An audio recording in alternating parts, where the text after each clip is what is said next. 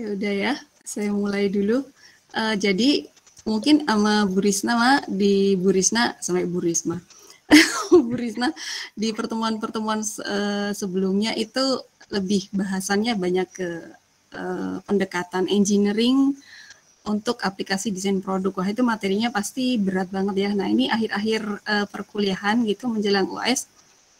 Kemarin saya sempat bilang sama Bu Risna, ya udah saya kasih materi yang agak light gitu aja ya. Jadi ini pembahasannya tentang outfit atau fashion gitu, artinya barang-barang yang kita pakai sehari-hari, tapi dikaitkan dengan teknologi gitu, pemanfaatan teknologi di dunia fashion, dan terutama pandemi COVID ini dampaknya sampai seberapa jauh sih dalam dunia fashion untuk pemanfaatan teknologinya. Ya kurang lebih materi saya hari ini seperti itu. Jadi saya akan mulai saja. Saya sharing, kelihatan ya materi saya. Nah, ini saat ini saya masih mengajar di Institut Sains dan Teknologi Terpadu Surabaya. Teman-teman bisa baca sendiri ya. Ini bidang-bidang interest saya di bidang desain seperti ini. Lalu saya S1-nya dulu dari desain produk ITS atau alma mater sama Bu Risna. Kemudian studi lanjut di Bandung. Kemudian ini beberapa experience project yang pernah saya join sebagai anggota timnya. Ini waktu saya masih mahasiswa. Kebetulan waktu itu ada seorang desainer Perancis gitu yang melakukan seleksi terhadap beberapa mahasiswa untuk ikutan project desain dia, dan kemudian hasil desainnya dipamerkan di furniture exhibition di Paris waktu itu. Kemudian ini saya menjadi tim untuk konseptual desain project pengembangan Noken Papua sebagai produk budaya tak benda gitu ya dalam sebuah seminar nasional. Kemudian saya sebagai research team untuk pengembangan project interior kapal feri itu tahun 2015. Lalu saya juga melakukan penelitian untuk produk bambu, dan terakhir kemarin saya terlibat dalam riset untuk penyusunan direktori kreatif ekonomi yang dibuat oleh Kemenparekraf. Ya, kurang lebih gambaran saya seperti itu. Aktivitas saya selain mengajar dan juga researcher, saya lebih suka dipanggil sebagai seorang social enabler gitu ya. Artinya saya memang suka berkecimpung dengan masyarakat, melakukan aktivitas dengan masyarakat gitu ya. Nah, ini adalah keluarga saya, keluarga Cemara. Jadi ini anak saya usianya 6 tahun, lalu ini suami saya yang adalah seorang petani. Jadi kalau saya liburan gitu ke tempat desa suami saya juga jadi ibu petani. Nah, ini beberapa aktivitas baik di kampus maupun aktivitas saya pada saat engage dengan masyarakat. Ya, kurang lebih begitu. Nah, materi hari ini saya akan menyampaikan topik bahasan tentang reshaping fashion industry during and post pandemic gitu ya. Bagaimana pandemi COVID-19 ini sangat berpengaruh pada industri fashion gitu ya. Mau tidak mau, sadar atau tidak sadar, sebetulnya pemanfaatan teknologi akibat pandemi COVID ini kita lebih maju 4-5 tahun. Jadi teknologi-teknologi yang seharusnya kita banyak pakai gitu, khususnya Internet of Things, di 4 atau 5 tahun ke depan itu sudah kita konsumsi saat ini gitu. Jadi ada kayak semacam percepatan gitu Bu Risna ceritanya.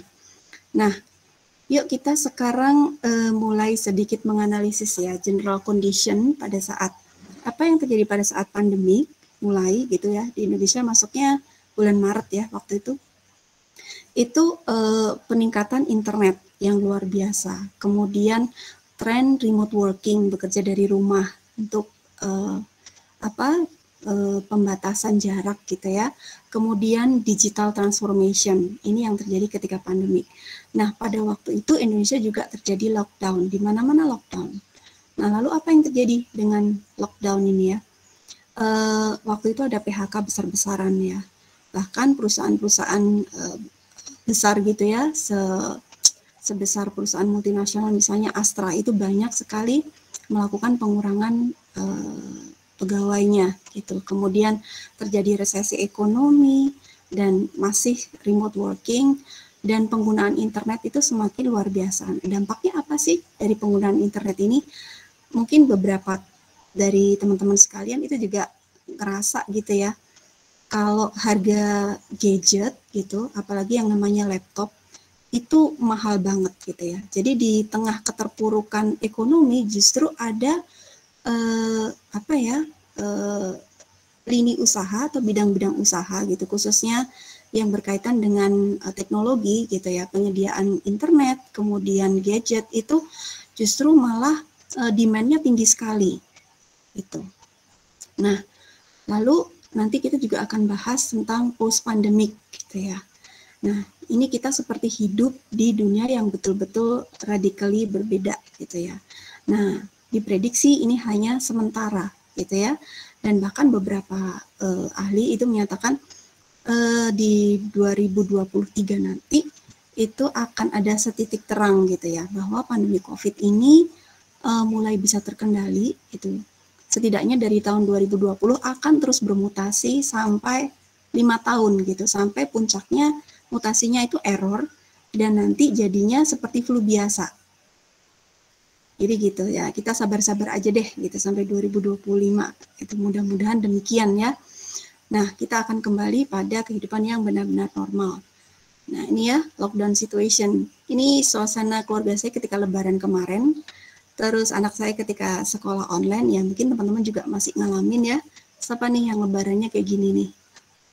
Jadi lebarannya juga online gitu, nggak asik banget. Nah, kemudian yang paling terdampak apa? Yang paling terdampak itu tentunya industri pariwisata ya. Di sini hotel-hotel banyak yang mengalami keterpurukan gitu ya dari dunia bisnisnya. Lalu mereka beralih fungsi gitu ya. Hotel-hotel digunakan sebagai sarana dan fasilitas untuk isolasi mandiri gitu ya. Jadi bagi penderita COVID yang tidak terlalu berat gitu simptomnya atau gejalanya, mereka bisa melakukan isolasi mandiri gitu. Nah, ini kayak 3 juta per kamar untuk 14 hari. Dan ini mulai dari fasilitas kesehatannya, maintainnya, makannya, semuanya diurusin hotel gitu ya. Terus Bu Agatha, kemudian, maaf dipotong Bu, itu kayaknya slide-nya nggak jalan Bu. Nggak jalan? Iya. Gitu kah? Ini jalan nggak? Ini saya lagi... Ini di slide kelima sekarang. Set kelima, oke. Kenapa ya Google Meet suka gini? Pokoknya saya pernah gini juga. Nah, ini kurang lebih kondisinya seperti ini ya. Ada penawaran staycation, jadi liburan diem-diem aja di hotel gitu ya. Bahkan sampai saat ini juga masih berlaku penawaran seperti ini. Terus kemudian ada juga yang namanya virtual tour, gitu ya. Anda diajak berjalan-jalan ke beberapa lokasi destinasi wisata gitu ya, destinasi wisata itu dengan harga yang cukup murah gitu, dengan live Zoom gitu kan. Ya, buat seru-seruan aja di rumah. Nah, itu yang terjadi secara umum di Indonesia dan dunia gitu ya, secara global. Lalu apa yang terjadi dengan dunia fashion gitu ya, ketika masa pandemi, lockdown, dan post pandemic ya, kita semua tahu bahwa pakaian itu bisa dibilang bisa jadi kebutuhan utama gitu ya, salah satu kebutuhan pokok gitu, tapi bisa juga dianggap sebagai kebutuhan tersier gitu, tergantung stylenya seperti apa gitu kan. Nah, pada saat masa pandemi, nah, tentunya ini sangat berdampak gitu ya pada industri fashion. Semakin gelap gitu, seperti tidak ada harapan, terus banyak toko-toko yang tutup, dan terjadi juga panic buying gitu ya. Nah, kemudian pada saat lockdown, itu yang namanya penjualan slowly re-engaging gitu, maksudnya daya beli masyarakat itu semakin menurun gitu ya, apalagi permintaan terkait produk-produk fashion gitu ya. Nah, yang terjadi apa? Ini yang namanya stok barang-barang fashion itu banyak banget gitu ya, sehingga udah benar-benar kayak barang-barang yang sangat-sangat nggak laku kejual gitu ya. Dan banyak sekali event-event yang di-cancel karena terjadinya lockdown di mana-mana.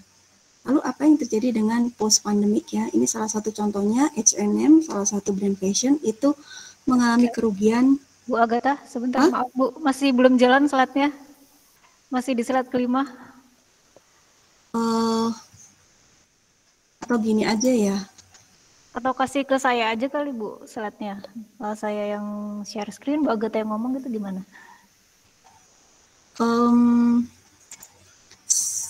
Ini filenya agak gede. Oke. Nggak agak takes time gitu kah? Atau gini aja ya? Saya gedein gitu.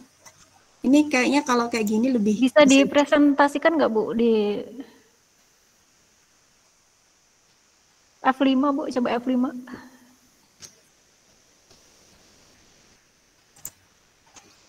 Ini udah kelihatan belum? Belum kelihatan seluruh screen-nya sih Bu, slideshow, pakai slideshow. Iya, ini udah slideshow. Di saya belum sih Bu, belum slideshow. Oh ya?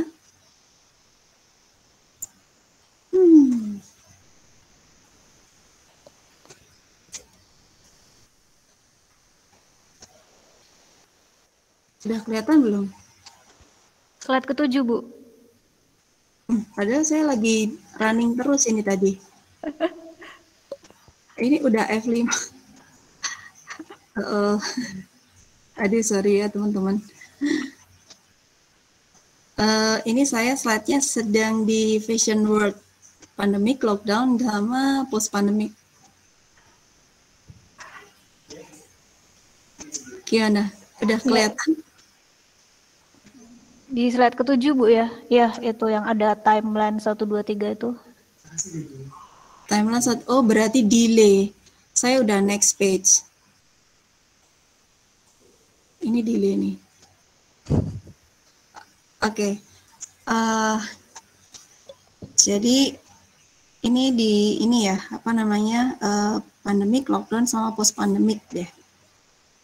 Udah di timeline ini ya. Oke, saya next. Belum bergerak Bu.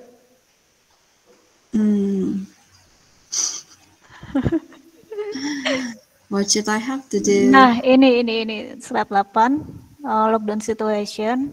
Udah masuk ke lockdown situation, timeline yang kedua. Ya ini kayaknya kalau saya sering sih kayak gini di Google Meet. Jadi agak-agak delay gitu. Kalau gini lancar nggak? Lebih lancar nggak? Iya, Jadi lebih saya lancar. nggak F5. Nah kan lebih lancar toh. Lebih lancar. Daripada saya slideshow. Oke Bu. Tapi jadinya tulisannya kecil-kecil pisan. Nanti slide-nya mungkin bisa dibagikan aja Bu ke mahasiswa. Ini filenya agak gede banget sih. Coba. Saya mesti dikirim.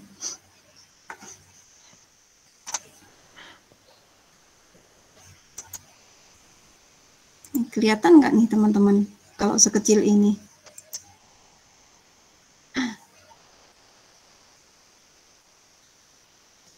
Oke. Kelihatan nggak? Masih terlalu kecil. Hah? Terlalu kecil tadi. Halo? Sudah terlihat ya Bu. Iya Bu, kurang jelas. Oke. Ya, ini saya tunjukkan gitu ya, sebuah data gitu, di mana konsumer itu benar-benar untuk peminatan terhadap dunia fashion itu benar-benar nyaris bisa dibilang tidak ada pembelian gitu ya terhadap produk-produk fashion, karena pada saat itu mereka memfokuskan diri pada kebutuhan-kebutuhan seperti untuk bahan pangan, terus habis itu healthcare, dan juga kebutuhan grocery dan lain sebagainya. Sehingga yang namanya produk fashion ini benar-benar mengalami stagnansi luar biasa ya. Ini tadi sudah saya sempat bicarakan gitu ya, bahwa H&M saja sampai rugi sekitar 4.3 billion US dollar itu nilai untuk produk-produk pakaian yang tidak terjual gitu ya, dan juga dialami oleh banyak brand besar. Ini saya udah next page. Kelihatan?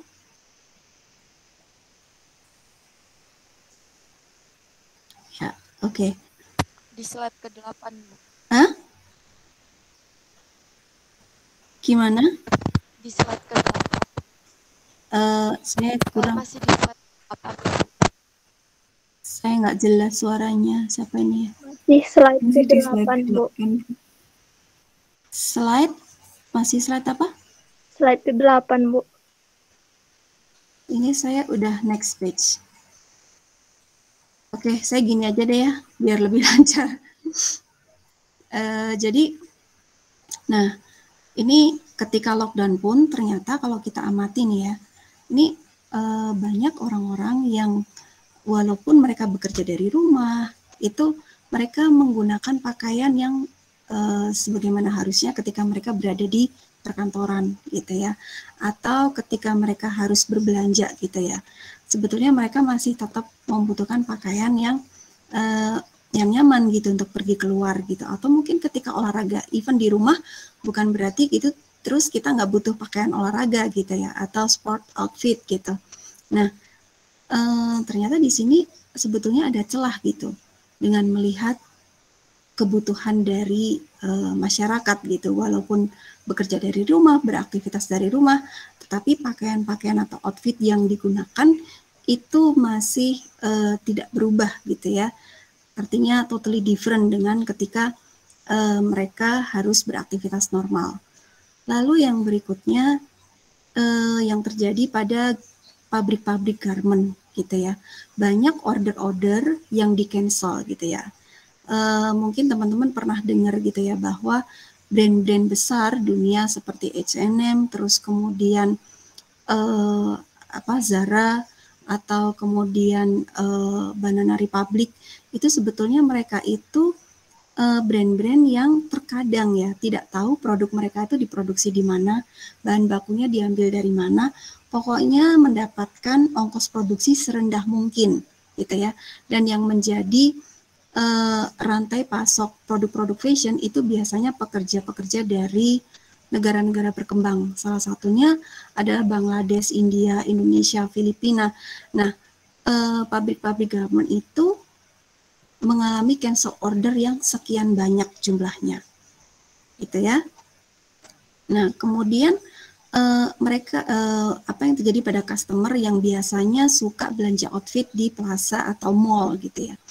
Nah, mereka merasa tidak nyaman ketika berada di ruang publik, gitu ya. Kalau biasanya jalan-jalan ke mall dan ke plaza itu adalah sesuatu yang menyenangkan, ketemu orang gitu, lihat-lihat suasana yang baru gitu, tapi ketika berkumpul seperti ini tuh menjadi suasana yang buat sebagian dari kita pada waktu itu sangat menakutkan gitu ya, sehingga mall menjadi sangat sepi gitu ya. Nah, di sini salah satu produk fashion yang happening gitu ya adalah produk seperti masker gitu ya. Bahkan mungkin di antara teman-teman ada yang mengamati gitu ya, untuk wedding masker aja itu dibuat sampai yang beautification-nya itu atau nilai estetiknya tuh seolah dibuat kayak berlebihan gitu, dikasih payet-payet, dikasih bulu-bulu, dikasih renda-renda sampai nggak kelihatan itu mukanya orangnya kayak gimana gitu, kayak pakai topeng. Nah, masker menjadi salah satu kebutuhan utama hingga saat ini. Dan pabrik-pabrik garment itu juga mulai memproduksi, beralih fungsi gitu ya, menjadi produsen masker kain. Nah, ini adalah salah satu digital fashion event gitu ya, yang pada waktu itu sebetulnya akan dilaksanakan secara offline tapi di cancel lalu menjadi virtual fashion show gitu ya. Ini fashion show-nya Christine Chu yang dilaksanakan 6 April 2020 di T-Mall Plaza, gitu ya. Ini sampai seperti ini gitu. Lalu apa yang terjadi itu dengan dunia fashion berikutnya? Terus kerjaannya para model itu gimana sih Bu? Gitu ya. Nah kalau biasanya mereka diundang datang gitu ya oleh desainernya untuk di touch up, di make upin, kemudian menggunakan pakaian yang seharusnya diperagakan. Nah ini enggak gitu. Jadi sama para fashion desainernya itu mereka diminta untuk berdandan seperti ini, pakaiannya dikirim, terus mereka melakukan selfie gitu ya. Nah kemudian diupload di sosial media. Jadi cara promosinya seperti itu. Para modelnya ini diminta untuk men-touch up dirinya sendiri, kemudian berdandan sendiri, pakaiannya dikirim, dan mereka foto selfie gitu ya, untuk dijadikan sebagai koleksi dari fashion designernya. Nah, ini salah satu brand yang cukup ternama, Gucci gitu ya.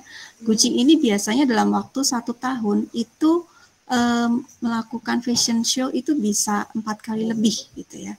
Dimana setiap kali fashion show bisa memproduksi kurang lebih sampai 60 pieces clothing gitu ya. Nah, ini akhirnya mereka membuat satu kebijakan, mereka lebih membuat satu pendekatan untuk fashion show yang sifatnya seasonless fashion. Ya, mungkin di antara teman-teman pernah dengar gitu. Apa sih seasonless fashion? Artinya bahwa sebuah tren itu yang biasanya berganti setiap 3-4 bulan sekali, ini bisa diperpanjang masa hidupnya dari tren itu paling tidak 6-1 tahun gitu ya, sehingga pada waktu itu desainer itu membuat produk style lebih kepada produk-produk yang punya jangka waktu pakai lebih panjang. Kan biasanya kalau produk fashion itu cuma 3 bulan sampai 4 bulan, terus nanti ganti lagi ya, ada winter, summer, dan seterusnya. Nah ini dibuat konsepnya seasonless gitu, supaya umur pakainya lebih panjang. Kenapa kok demikian gitu ya? Ya karena tadi ya, stoknya itu masih tersimpan banyak, belum pada laku. Lagian orang-orang di rumah itu mau pakai baju seheboh apa sih gitu, orang nggak keluar rumah aja gitu ya. Oke. Nah, setelah kita tadi sudah membahas kondisi secara umum gitu, dampak dari pandemi, kemudian apa yang terjadi pada dunia fashion gitu ya. Lalu secara khusus apa sih yang merubah gitu ya, mereshape fashion gitu pada saat terjadinya COVID, dan kira-kira ketika semua ini berlalu ya, after the dust settles gitu, maksudnya setelah pandemi ini berlalu dan setelah dampak dari ekonomi ini perlahan-lahan mulai tertata kembali ya. Di sini Bu Agatha akan bahas ada tiga topik gitu ya, terkait trend idea, kemudian apa yang terjadi dengan fashion retails, lalu bagaimana memproduksi dan merchandising produk-produk fashion. Ya, kita akan ke trend ideas dulu. Sebelum kita ke trend ideas, gitu, ini saya akan mengajak teman-teman untuk membuat suatu prediksi, gitu ya. Sedikit belajar menjadi seorang trend forecaster atau bisa dibilang meramal, gitu ya. Bagaimana sih caranya meramal, gitu ya? Nah, kita lihat dulu apa yang terjadi saat ini, current situation. Lalu berikutnya kita melihat sejarah di masa lalu. Lalu dari kedua hal ini kita bisa sedikit memprediksi atau memperkirakan apa yang akan terjadi di masa yang akan datang, gitu. What might happen. Ini adalah hal-hal yang sebetulnya perlu diasah, gitu ya, bagi kita yang nyemplung atau masuk ke dunia desain, gitu. Karena dunia desain itu nggak jauh-jauh dari bagaimana kita memprediksi, gitu ya. Itu kenapa ada yang namanya tren, gitu ya. Belum waktunya produknya di launching, tapi sudah ada prediksi-prediksi tren. Nah, bagaimana sih kita bisa membuat sebuah tren? Ini juga kita harus peka, gitu ya. Apa yang terjadi dengan saat ini, terus kecenderungan masyarakat seperti apa, consuming behavior-nya seperti apa. Nah, hal-hal seperti itu yang harus dilatih kepekaannya. Oke. Nah, kalau kita lihat dari historinya gitu ya, sebetulnya yang namanya pandemi itu nggak terjadi hanya pada saat ini saja gitu ya, hanya sekedar COVID, enggak gitu. Jadi bertahun-tahun yang lalu, ratusan tahun yang lalu itu sebetulnya sudah ada pandemi-pandemi yang mematikan gitu ya. Salah satunya adalah Black Death gitu ya. Black Death pada waktu itu terjadi di daratan Afrika gitu ya. Kemudian Eurasia yang menewaskan 75 sampai 200 juta jiwa manusia. Ya, di mana ketika itu pakaian seorang dokter itu dibuat seperti ini. Ada masknya gitu, ada topengnya.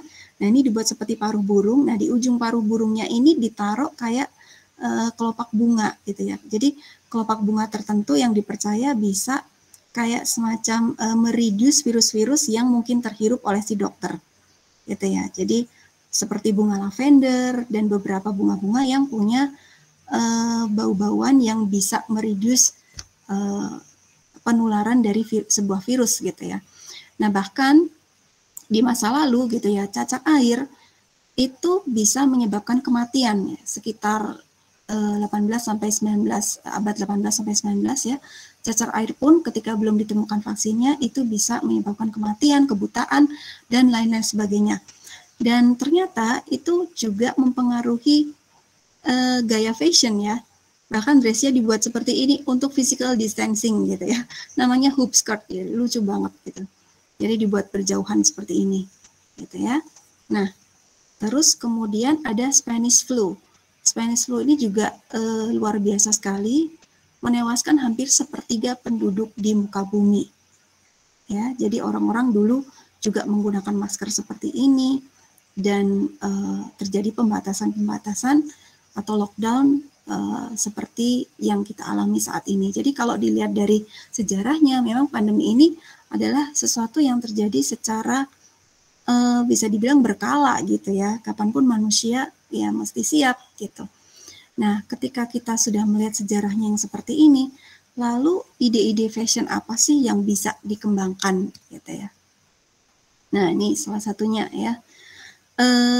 Ternyata ada sebuah rumah produksi gitu ya yang memproduksi tekstil atau bahan kain yang sifatnya antivirus atau antimikrobial gitu ya. Jadi dibuat dari serat-serat yang diperkirakan dia itu bisa lebih aman gitu ketika kita pakai untuk keluar rumah gitu ya. Bahan-bahannya apa yang digunakan? Ya biasanya yang punya kemampuan untuk antiviral itu seperti silver, copper, zinc, titanium dan lain sebagainya. Cuma diantaranya itu yang paling tinggi gitu antiviralnya material itu adalah tembaga gitu ya. Dari material-material tersebut, dari logam-logam tersebut ternyata dengan suatu teknologi bisa diolah menjadi tekstil gitu ya.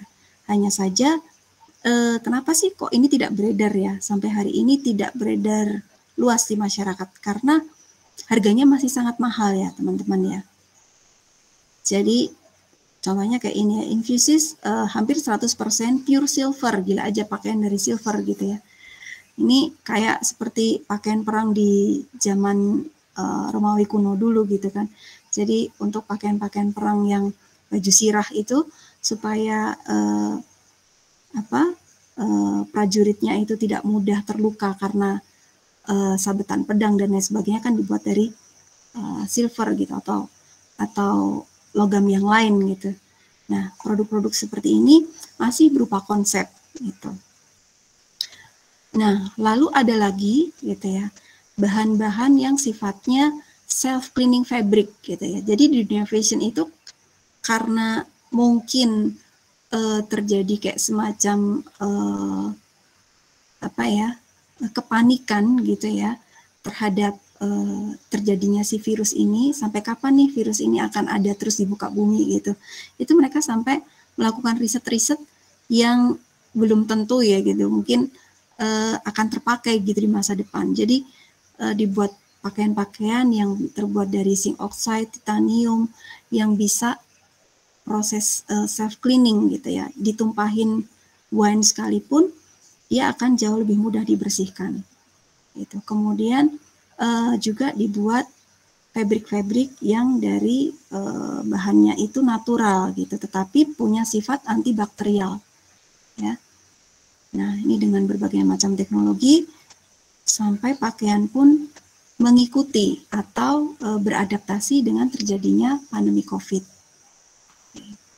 Lalu juga ada penyesuaian di bisnis casual at home gitu ya.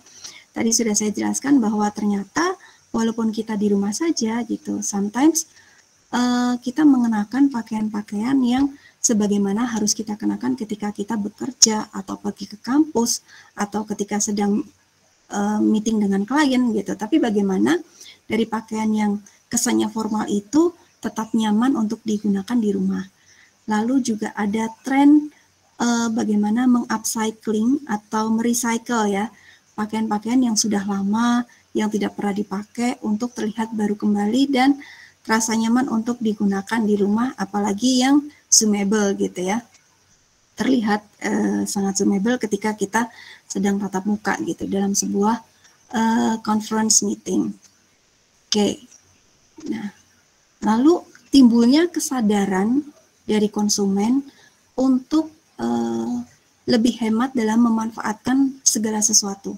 Ya, ini terjadi juga pada dunia fashion gitu. Mereka semakin berpikir bahwa sepertinya dengan kondisi seperti saat ini kita udah harus nggak boleh lagi menyia-nyiakan bahan yang kita pakai untuk penggunaan produk-produk tertentu gitu ya. Jadi bagaimana caranya bahan yang sudah ada dimanfaatkan dengan sebaik-baiknya sehingga tidak muncul sisa dari penggunaan bahan itu gitu yang bisa cuma dipakai sekali dua kali dan juga nantinya tidak mudah menghasilkan sampah gitu ya. Timbulnya kesadaran seperti ini membuat atau menstimuli para desainer untuk berpikir bagaimana memanfaatkan bahan-bahan gitu yang bisa digunakan menjadi produk yang sifatnya lebih seasonless tadi atau long lasting gitu ya. Nah, karena semua itu lockdown ya pada waktu itu bahkan dari Singapura ke Indonesia aja nggak bisa gitu. Saya di sini punya mahasiswa ya, dia itu sebetulnya sudah semester 6, dia mengambil kedokteran di China gitu, sudah kuliah kedokteran di Cina sampai semester 6 dan karena pada waktu itu pandemi di sana parah, itu pulang ke Indonesia dan ketika akan kembali itu sama pemerintah Cina kan Indonesia masuk travel ban ya, itu nggak bisa balik, akhirnya terus nggak bisa melanjutkan kuliah kedokterannya, terus masuk desain produk. Nah, karena kondisi-kondisi seperti ini gitu ya, itu mengakibatkan kita harus mau tidak mau melihat apa yang kita punya di sekitar kita gitu. Bagaimana kita tidak bergantung pada hasil-hasil impor gitu ya. Apa sih yang bisa kita manfaatkan gitu ya, hanya untuk kebutuhan sehari-hari, pangan, dan akhirnya timbullah gerakan go local gitu ya. Mengkonsumsi apa-apa yang merupakan produksi lokal. Tidak hanya untuk kebutuhan pangan saja, tetapi juga produk fashion.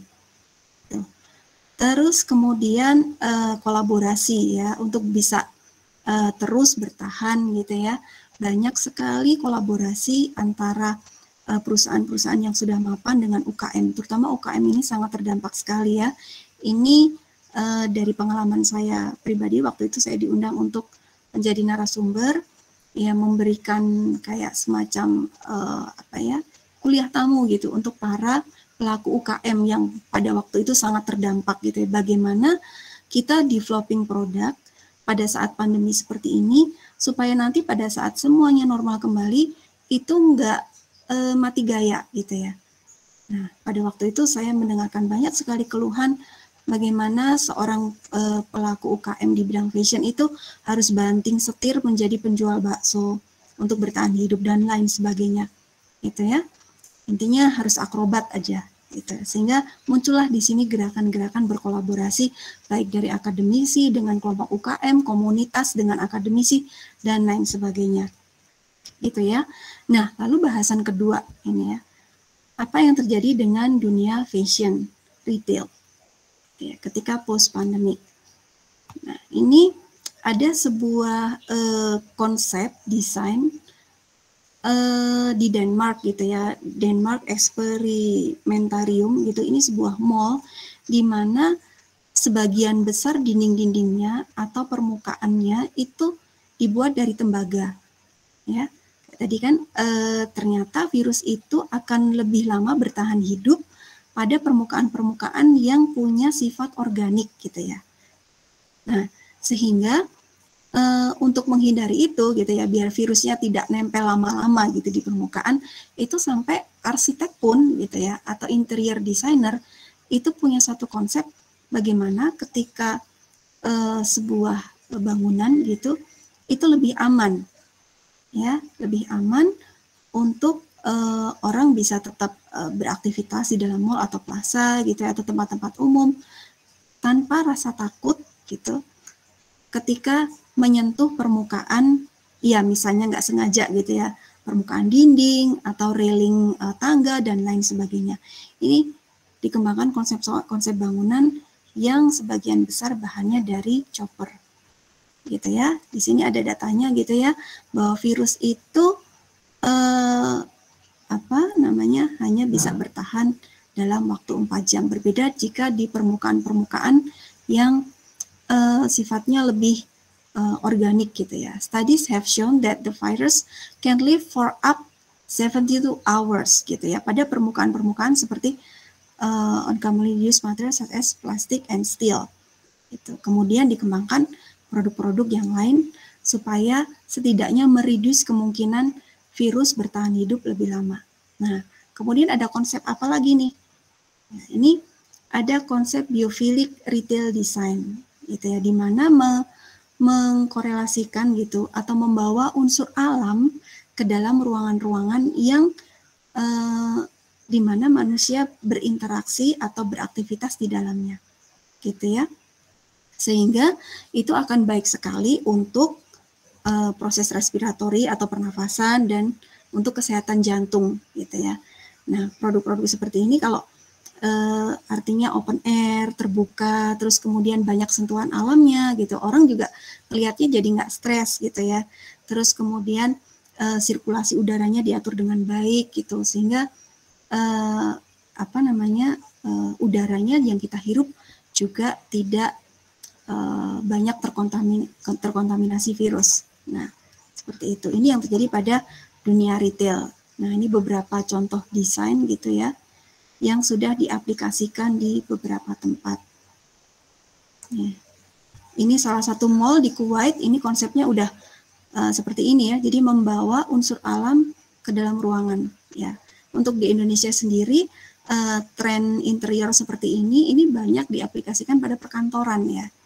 Untuk mall belum terlalu banyak ya rasanya. Dan juga resort atau hotel gitu ya, unsur alamnya yang dibawa ke dalam suatu ruangan itu sudah seperti blending gitu ya dengan ruangan yang digunakan untuk aktivitas manusia. Nah, selain itu di dunia retail gitu ya, saya sempat beberapa waktu lalu gitu ketika coba belanja ke salah satu plaza gitu ya, sampai untuk nyoba pakaian itu aja saya nggak boleh gitu ya, karena pada waktu itu penularan virus COVID-19 ini sedang berada di puncak yang cukup mengkhawatirkan. Nah, pada waktu itu saya sempat gitu ya jalan di salah satu mall di Surabaya, terus nyoba mau beli gitu salah satu pakaian. Nah, ini disuruh kira-kira gitu ukurannya berapa, nggak boleh dicoba. Nah, karena adanya pembatasan seperti itu memunculkan juga gitu satu ide gitu ya. Ada yang namanya virtual fitting room ya, di mana pada saat itu gitu ya, sebuah mall memanfaatkan teknologi gitu ya. Oh, kira-kira kalau saya pakai pakaian seperti ini cocok atau enggak gitu ya. terus ukurannya bagaimana, gitu ya. Nah, ini produknya namanya FX Mirror. Nah, di sini kita bisa melihat gitu ya,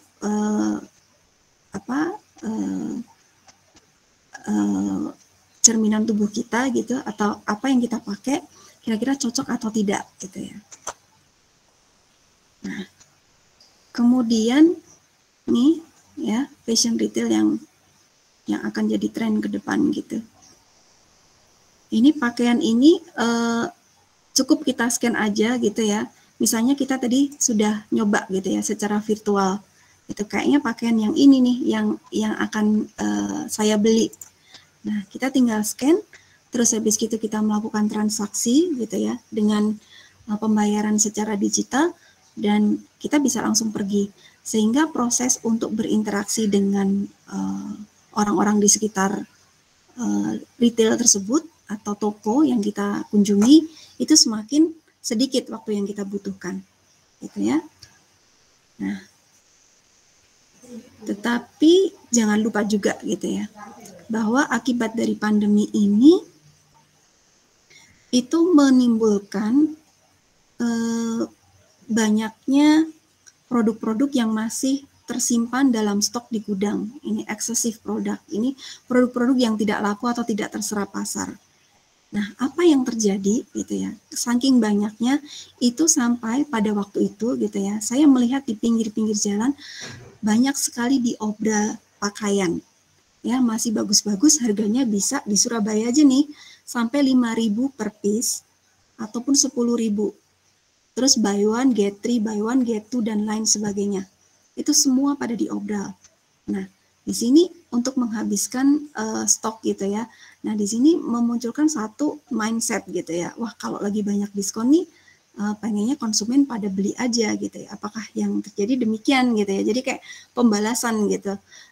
Selama ini kita di rumah nggak kemana-mana, nggak bisa ngapa-ngapain. Begitu ada diskon gede-gedean karena stok pakaian itu banyak banget.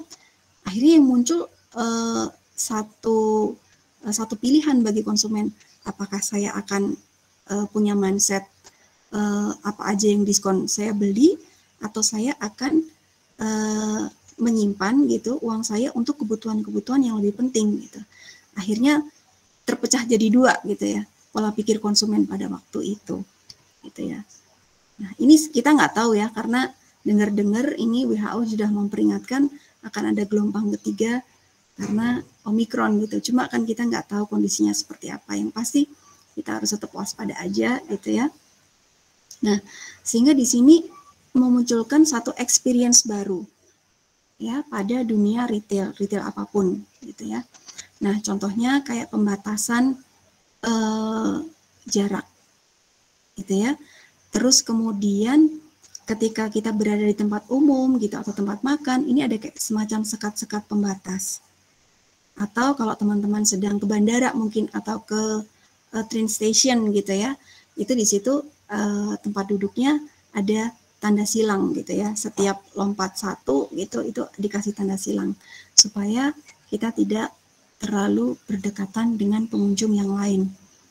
Nah, karena pemanfaatan teknologi digital yang semakin masif gitu pada saat terjadinya pandemi, ini memunculkan beberapa aplikasi gitu ya, yang bisa jadi kayak semacam personal assistant kita untuk penampilan gitu ya, personalized style creator, di mana pada aplikasi-aplikasi tersebut disediakan avatar gitu sebagai visualisasinya yang bisa menggambarkan oh kamu cocoknya kalau pakai pakaian seperti ini, aksesorisnya kayaknya tasnya cocoknya yang ini deh, terus dandanannya kayak gini deh, terus kemudian sepatunya seperti ini deh. Nah, itu banyak sekali aplikasi-aplikasi yang semakin banyak digunakan ya, intelligent search yang bisa memandu kita untuk memadupadankan atau mix and match ya produk-produk fashion yang akan kita konsumsi.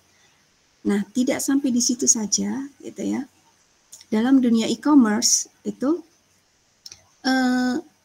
kita pun dibawa pada retail virtual gitu ya. Jadi kalau biasanya kita mau beli tas gitu ya, kita datang ke butik, salah satu butik misalnya Louis Vuitton atau dan lain sebagainya, atau ke toko tas gitu, kita bisa pilih-pilih bahannya seperti apa, modelnya seperti apa. Nah, kita nggak perlu datang ya. Ini kemungkinan tren yang akan terjadi ke depan, dan ini sudah dimulai gitu ya. Sudah dimulai dengan hadirnya dunia-dunia virtual yang kita kenal saat ini gitu ya. Beli tas aja kita bisa masuk ke virtual retail. Kita bisa jalan-jalan, memilih digital produk, terus kemudian kita membeli, dan nanti setelah kita selesai bayar, produknya akan dikirim ke rumah kita sesuai dengan apa yang kita pilih, gitu ya. Nah, seperti ini. Sehingga belanja itu nanti experience-nya tidak hanya sekedar seperti kalau kayak kita sekarang di Tokopedia, kemudian Bukalapak, Shopee, dan lain sebagainya. Kan kita capek scroll gitu. Bahkan ada teman saya nih buka jasa scrolling barang belanjaan. Ada yang pernah tahu nggak profesi? Jadi kalau sebelumnya kita mengenal profesi just tip gitu ya, jasa titip gitu ya, titip beli, misalnya ada teman yang mau ke luar negeri, titip dong buku ini, nah belinya di Singapura. Nah itu nggak cukup sampai di situ. Sekarang muncul yang namanya tim scrolling ini tadi gitu ya. Misalnya ada emak-emak rempong yang pengen belanja tapi nggak punya waktu gitu ya untuk milih barang yang cukup banyak gitu. Pilihannya kalau udah di marketplace itu kan bisa sampai ribuan, ratusan gitu kan. Nggak ada waktu nih. Nah, ini ada orang-orang yang bersedia mengalokasikan waktu dengan tambahan biaya jasa tertentu untuk jadi kayak yang memberi referensi. Oh, kamu kalau butuh pakaian gitu ya untuk sport outfit bisa deh pakai ini. Udah ada yang milihin gitu. Biar kita nggak lama-lama nyekrol Shopee atau Tokopedia. Nah, bahasan berikutnya terkait production. Apa yang terjadi dengan dunia produksi gitu ya. Ini ada salah satu kutipan yang saya ambil dari Anna Wintour. Dia bilang gini, I think it's an opportunity for all of us to look at our industry and to look at our lives and to rethink our values and to really think about the waste and the amount of money and consumption. Jadi dengan adanya pandemi seperti ini, itu membawa pada satu pemikiran orang semakin sadar gimana sih ketika kita mengkonsumsi sesuatu supaya kita nggak sebegitu mudahnya menghasilkan waste gitu. Kemudian berpikir berulang kali seperti masyarakat di Jepang ya, ketika mereka itu akan membeli sebuah produk, itu tidak dengan mudah, oke, saya beli gitu aja. Mereka akan berpikir kalau produk ini tidak saya pakai lebih dari 10 kali, mereka nggak akan beli. Karena kenapa? Di Jepang itu buang sampah aja kena denda, gitu ya. Jadi saya punya pengalaman teman waktu itu studi di Jepang. Dia waktu itu sudah selesai, terus balik ke Indonesia, pengennya itu barang-barang yang ada di dormitorinya dia, itu ya dibuang gitu aja ya, atau dilimpahkan ke mahasiswa Indonesia yang lain. Ternyata nggak semudah itu, Po, ya. Yang terjadi adalah ketika dia itu pengen buang salah satu lemari kecilnya dia gitu ke garbage, itu udah ada warning gitu dari petugas kebersihannya, jangan asal buang barang gitu, mungkin kamu bisa jual ke mahasiswa Indonesia yang lain dengan separuh harga gitu, karena ini akan kena denda ya, semacam itu semakin membuka kesadaran di masa-masa pandemi seperti ini, bahwa ternyata kalau kita tidak bisa menjaga lingkungan sekitar kita tidak bisa menjaga tempat kita tinggal, itu efeknya adalah hunian kita menjadi tidak sehat. Mudah sekali bermunculan virus-virus dan bakteri dan lain sebagainya yang justru merugikan kita sendiri, gitu ya. Nah, lalu muncul gerakan-gerakan, ini sebetulnya sudah lama ya, sustainable design. Yang memperhatikan 3 kriteria utama, yaitu people, planet, and profit. Di mana profit atau keuntungan yang didapatkan itu juga harus mempertimbangkan keberlangsungan hidup manusianya dan juga planet yang kita tinggali. Ya, intinya prinsip dari sustainable design itu seperti itu, key points-nya seperti itu. Itu semakin membuka kesadaran seperti itu karena adanya pandemi, gitu ya. Nah, lalu apa yang terjadi dengan pola distribusi produk fashion dan juga produk-produk non fashion gitu ya. Ini pola lama yang sudah kita kenal gitu ya. Jadi kalau teman-teman nanti masuk ke dunia desain gitu atau menjadi salah satu in-house designer dari sebuah perusahaan gitu kan, yang dilakukan pertama adalah tentu proses product development atau mendesain.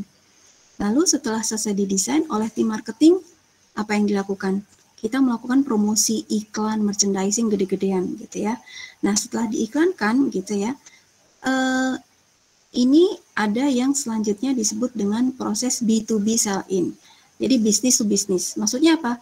Dari produsen langsung ke distributor besar. Setelah dari distributor besar gitu ya, itu kayak misalnya nih pabrik susu gitu ya. Pabrik susu apa nih? Ultra gitu ya. Si pabrik susu Ultra ini punya distributor resmi gitu di setiap kota. Nah, dari setiap kota itu distributornya menyalurkan produk-produk susu Ultranya ini ke konsumen melalui apa?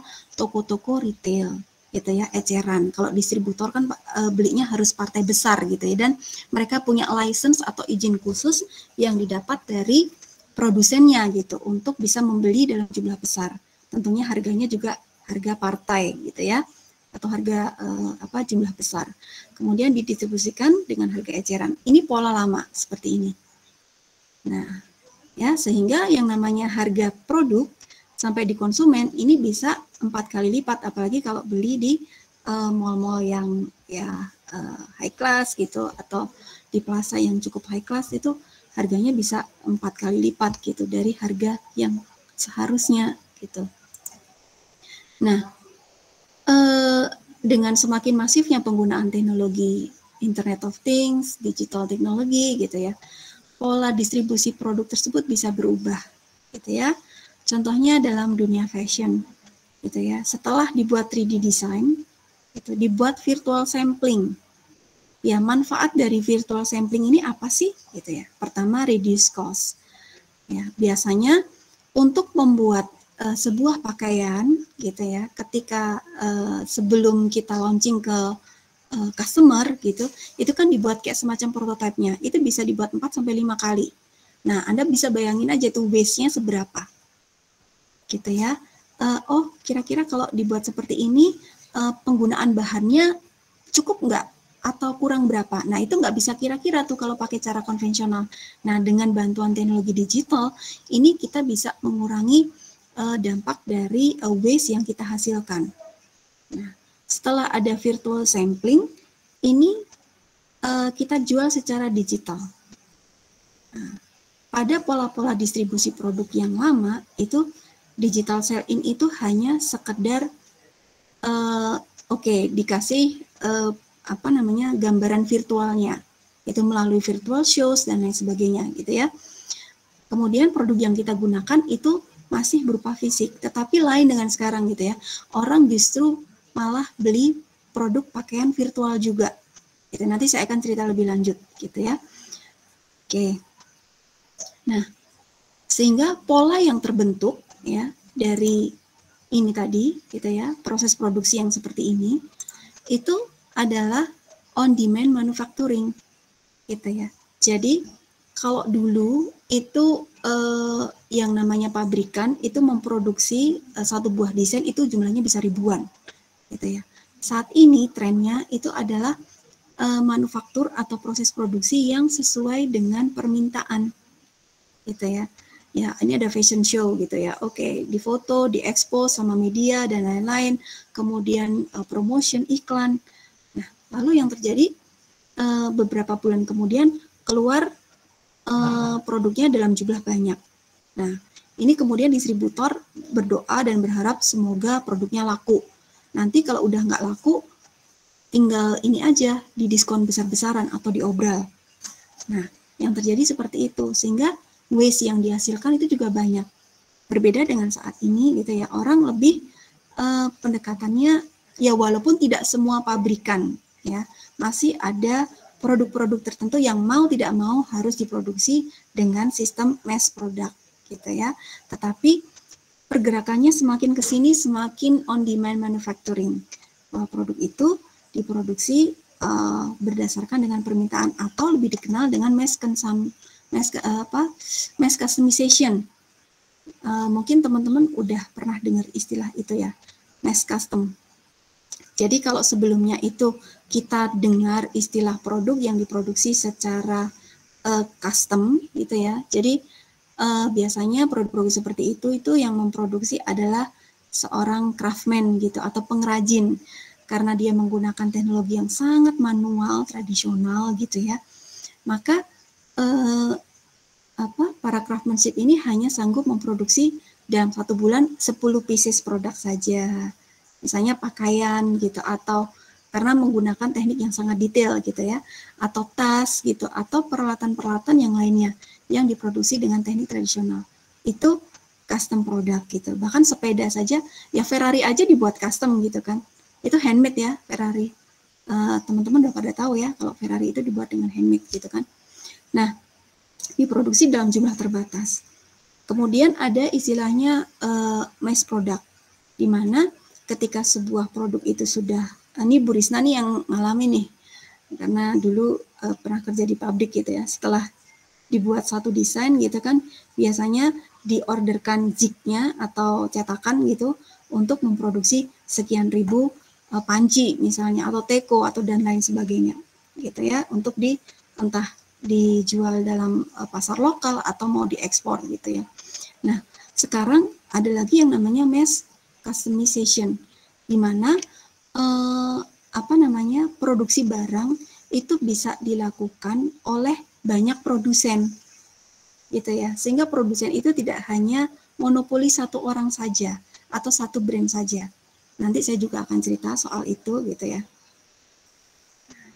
Ini ya, ini yang pola lama gitu, manufacturing large quantities gitu, dalam jumlah besar. Kemudian para produsen dan distributor berdoa gitu ya, hope and pray supaya penjualannya laku. Nah, kalau udah nggak laku, sell excess stock at discount gitu ya, di diskon habis-habisan, diobral habis-habisan. Lalu sekarang kondisinya berubah seperti ini. Ya, konsumen melihat virtual garment gitu, dilihat contohnya. Kemudian mereka bisa mempersonalize atau menambahkan aksesoris-aksesoris yang mereka inginkan bahkan. Ya, misalnya dari satu template baju yang disediakan oleh rumah desain A gitu ya, saya mau deh di bagian kerahnya itu dibuat model kerutan. Ini bisa diorder khusus. Bahkan sekitar beberapa tahun yang lalu itu ya, ini sepengetahuan saya, sebelum ada pandemi COVID, ada sebuah aplikasi yang mengumpulkan antara distributor distributor bahan-bahan tekstil, ngumpulin desainernya juga, fashion designer, dan juga penjahit, dikumpulin di satu aplikasi marketplace, di mana di situ seorang konsumen bisa order dengan desain tertentu, kan ada desainernya. Terus habis gitu beli bahannya juga dari distributor yang join dengan marketplace tersebut, kemudian dijahit oleh para penjahit yang tergabung dalam aplikasi tersebut. Ya, sehingga semakin lama gaya personal itu kayak menjadi sesuatu yang tren gitu. Beda dengan era-era 80-90 gitu ya. Ketika seorang artis A gitu yang endorse pakaian yang modelnya seperti ini, semua modelnya kayak gitu. Udah nggak kayak gitu lagi. Sekarang eranya bahwa setiap orang bisa membuat statement terhadap personal style mereka sendiri gitu ya. Nah, setelah mereka membuat pesanan yang sifatnya custom atau personalized, mulai dibuat produknya, sehingga tidak menghasilkan banyak stok gitu yang tersisa dan tidak menghasilkan banyak waste, seperlunya saja.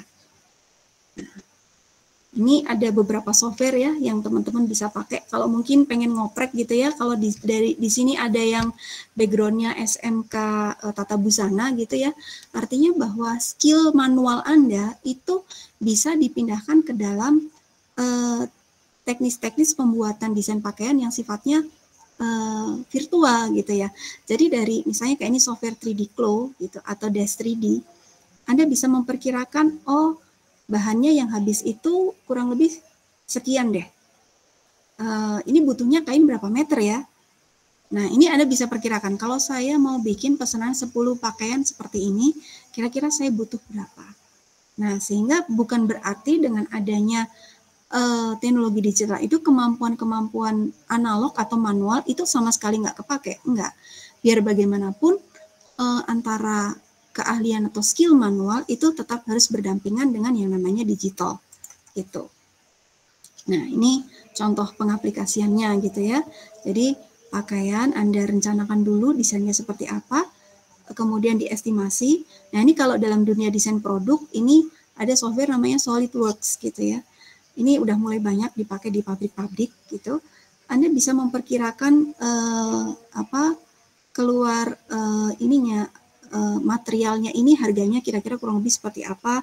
Terus habis gitu cost production-nya seperti apa. Nah, itu ada juga ya. Untuk misalnya membuat botol minum aja.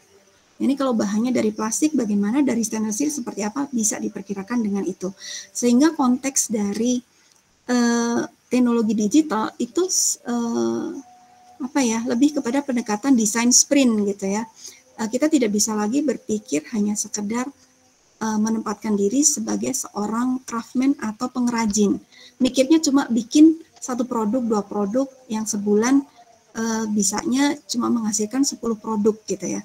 Nah seperti itu kalau di dunia industri itu pendekatan digital itu tetap perlu kita lakukan gitu karena adanya sistem kerja desain sprint ini tadi. Misalnya kayak di dunia otomotif gitu ya. Ada yang bagian ngedesain bodi luarnya aja, eksteriornya aja. Kemudian ada yang mendesain interiornya. Nah, itu kan desain sprint ya. Harus bekerja tim seperti itu. Sehingga nggak bisa lagi gitu berpola pikir hanya seperti seorang pengrajin gitu yang aku mau bikin produk dari awal sampai akhir gitu ya, seorang diri gitu ya. Sehingga ketika nanti aku mati, ilmuku nggak bisa aku turunin ke siapa-siapa gitu ya. Dan akhirnya ya udah gitu, produkku tidak akan bisa sustain gitu, tidak bisa berkelanjutan, tidak bisa dinikmati oleh generasi selanjutnya. Dan itu terjadi pada pengrajin-pengrajin di Jepara gitu ya. Karena mereka luar biasa sekali gitu ya. Luar biasa sekali punya skill mengukir gitu ya, tetapi karena sudah ada teknologi CNC dan lain sebagainya itu kalah gitu. Beberapa waktu lalu saya mendengar ini bahasanya jadi agak melenceng sedikit ya supaya teman-teman dapat insight tentang realita di lapangan seperti apa gitu ya. Ada sekitar 6.000 pengrajin dari China gitu ya masuk ke Indonesia. Ini saya dengar dari teman-teman di kelompok desain produk gitu. Nah, mereka diminta untuk belajar ukiran khas Jepara. Ya. Setelah mereka belajar selama sekian bulan, sampai di Cina, mereka bekerja sama dengan kampus-kampus yang mengembangkan teknologi digital gitu ya. Nah, kemudian dari teknik ukir yang sudah dipelajari dipadukan dengan dunia digital gitu ya, mereka memproduksi ukiran yang sama dengan apa yang diproduksi oleh pengrajin-pengrajin di Jepara. Jadinya apa?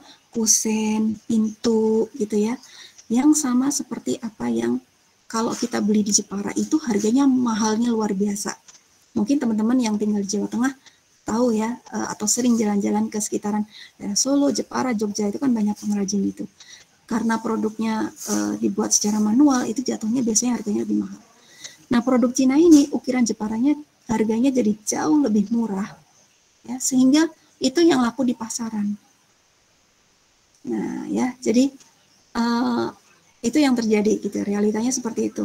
Nah, supaya tidak jadi seperti itu, kita ini yang udah belajar desain produk harusnya bisa memanfaatkan ilmu yang kita punya, gitu. Bagaimana kita bekerja sama dengan para pengrajin atau UKM yang punya skill luar biasa itu supaya mereka bisa tetap ilmunya atau tacit knowledge-nya itu tidak lari gitu ke tangan orang lain. Gitu. Nah, ini ya saya akan bahas gitu ya. Ketika sebelumnya produk fashion virtual itu hanya sebagai sebuah sampling, itu lama-lama gitu ya. Fashion itu menjadi sebuah virtual product ya. Ini yang saya kasih contoh, ini waktu itu produk virtual pakaian yang pertama kali diproduksi itu diproduksi oleh sebuah rumah desain namanya The Fabricant, di mana satu piece baju ini harganya 7.500 pound sterling. Nah, ini teman-teman silakan ya. Silakan cek sekarang satu pound sterling itu berapa rupiah. Lalu yang kita dapatkan itu apa? Cuma data gitu. 7.500 pound sterling dress that does not exist. Tidak pernah ada gitu. Kita hanya menikmati ininya saja, kodenya saja atau bahasa informatikanya itu bahasa pemrogramannya saja gitu.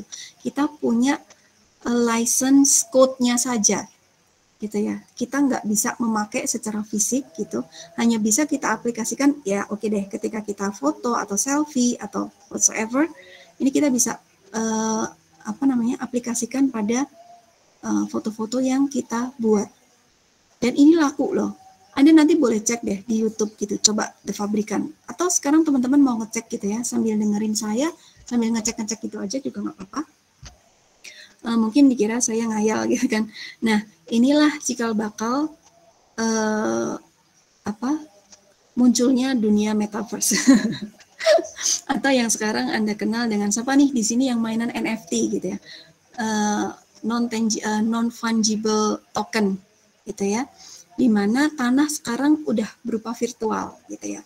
Terus kemudian beberapa brand seperti Nike, Adidas, Balenciaga itu sudah punya toko-toko virtual di dunia metaverse, dan mereka sudah mulai melirik desainer-desainer virtual juga untuk mendigitalkan produk-produk legendnya mereka. Jadi setiap brand-brand besar itu kan biasanya punya produk ikonik gitu atau produk legend yang desainnya itu long lasting gitu ya. Setiap dia keluar itu selalu ditunggu-tunggu gitu. Kayak misalnya jam tangan Hublot atau jam tangan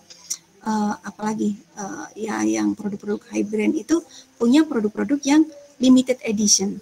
Nah, itu dibuat versi digitalnya gitu. Kalau sebelumnya kita hanya bisa memiliki fisiknya saja, ini kita bahkan memiliki versi digitalnya. Itu dijual di toko-toko digital di dunia metaverse gitu. Terus nanti belinya gimana, Bu? Ya, belinya pakai itu Bitcoin gitu kan, yang kita bayar dengan uang yang kita miliki gitu, uang sungguhan gitu kan. Bukan uang-uangan gitu ya kan. Toh beli Bitcoin juga kita pakai uang kita gitu ya. Nah, kondisinya seperti itu. Mungkin ini rilis tahun 2019 ya. Waktu COVID belum masuk Indonesia padahal. Nah, ini sudah ada konsep-konsep seperti ini, dan semakin santer ketika penggunaan teknologi digital itu makin banyak dan makin masif pada saat pandemi COVID, gitu ya. Jadi Anda itu hanya membeli imajinasi sebetulnya, gitu. Tetapi mungkin untuk sebagian dari kita it doesn't make sense gitu. Kok beli tapi nggak dapat apa-apa gitu ya. Nah, tetapi untuk generasi-generasi mahasiswa gitu ya, atau teman-teman mahasiswa sekarang, milenial muda atau generasi Z, itu ada sesuatu yang make sense gitu. Bahkan beberapa waktu lalu sempat viral, ada seorang pemuda gitu yang karena konsisten ngejual selfie-nya dia bisa dapat keuntungan 9 miliar gitu ya. Dan itu di NFT-kan gitu. Bahkan salah seorang artis gitu yang pertama kali meng-NFT-kan dirinya gitu, Syahrini gitu ya. Dia bikin versi digitalnya dari Syahrini terus dijual gitu ya. Yang nanti suatu saat itu ketika diinvestasikan oleh seseorang, itu nilai investasinya bisa naik. Ya, seperti itu. Jadi mulai dari sekarang gitu ya, rajin-rajinlah mengumpulkan karya-karya desain kita gitu. Siapa tahu ntar laku di NFT gitu ya. Nah, ini salah satu brand di Jepang namanya The Bathing Ape. Cara mereka berjualan itu adalah dengan ya polanya seperti yang tadi saya sebutkan gitu. Ada virtual sampling gitu, kemudian mereka offering kepada konsumen gitu ya melalui marketplace tertentu. Nah, kemudian ditanya gitu ya ukurannya berapa, bla bla bla, lalu produknya dikirimkan. Udah semakin pendek saja gitu jalur distribusinya, nggak perlu lagi distributor untuk mendistribusikan barang-barang seperti ini. Anda bahkan bisa memotong jalur distribusi yang sekian panjang. Anda bisa beli langsung ke produsennya, gitu ya. Nah, bahkan gini ya, bahkan di Nike sendiri, COO-nya bilang gini, one day consumer will be able to buy a shoe design file. Jadi nanti Nike nggak cuma jualan ini nih, produk sepatunya aja ya. Mereka jualan desain filenya sendiri gitu ya. Yang kemudian kalian bisa ngeprint di rumah masing-masing. Jadi nanti ke depan yang namanya 3D printing itu udah kayak mesin printer kertas yang Anda miliki di rumah gitu ya. Anda bisa beli file desain, terus kemudian Anda bisa ngeprint sendiri di rumah dengan material ya Anda bisa kombinasi mau pakai PLA atau mau pakai ya apapun gitu. Ke depan tentu berkembang dengan luar biasa gitu. Bahkan saat ini dikembangkan juga material-material dari bahan logam seperti emas, silver, copper dan lain sebagainya yang bisa langsung di print, sehingga untuk memproduksi perhiasan itu tidak lagi modalnya harus gede banget ya, harus bikin cetakannya udah habisnya tuh ratusan juta gitu ya, apalagi kalau misalnya ini bisa cost produksinya di reduce gitu ya, tinggal ngeprint aja udah jadi satu anting-anting dengan desain yang kita suka gitu. Nah terus ini tentunya teman-teman timbul satu pertanyaan, ini kalau semuanya bisa dibuat sendiri gitu, terus apa yang terjadi dengan desainer produk? Nah, jadi bahan diskusian kita aja nanti ya. Kalau semuanya udah disediain gitu, dengan mudah. Oke. Nah, ini juga bahkan pada produk-produk gaming tertentu gitu, contohnya Animal Crossing gitu, avatar-avatarnya bisa kita dandanin gitu. Kita bisa meng-create custom clothing gitu ya. Kemudian kita bisa pakaikan pada avatar yang menjadi representasi kita pada sebuah game online. Nah, sehingga dunia fashion itu tidak hanya terbatas lagi pada apa yang kita pakai, tetapi bisa jadi representasi diri kita di dunia virtual gitu ya. Tidak hanya sekedar di sosial media saja, tetapi di kehidupan digital gitu ya. Kalau Elon Musk itu sudah ibaratnya kayak bikin kaplingan gitu ya di planet Mars gitu. Ini yang namanya si siapa pemiliknya Facebook itu? Saya lupa. Siapa? Aduh, wajahnya udah kepikir. Siapa pemiliknya Facebook? Aduh. Mark Zuckerberg. Itu si Mark itu dia punya dunia sendiri. Dia menciptakan dunia metaverse. Gitu ya. Dia punya kaplingan planet sendiri. Ada yang tahu nggak mata uang yang dirilis sama Facebook? Dia udah punya mata uang sendiri loh. Jadi sebelum si Mark ini bikin planet metaverse-nya itu, dia bikin dulu mata uangnya. Ada yang pernah tahu? Libra. Libra, nah itu ya. Mereka bikin Libra gitu, sehingga itu dijadikan sebagai alat tukar digital untuk mau beli tanah, beli rumah. Nah, sehingga di sini sebetulnya peluangnya desainer produk, nanti gue bisa jadi desainer sepatu untuk brand Balenciaga misalnya. Saya bisa menjadi desainer tas untuk Louis Vuitton. Saya bisa menjadi desainer mobil gitu untuk misalnya produknya Toyota Astra dan lain sebagainya.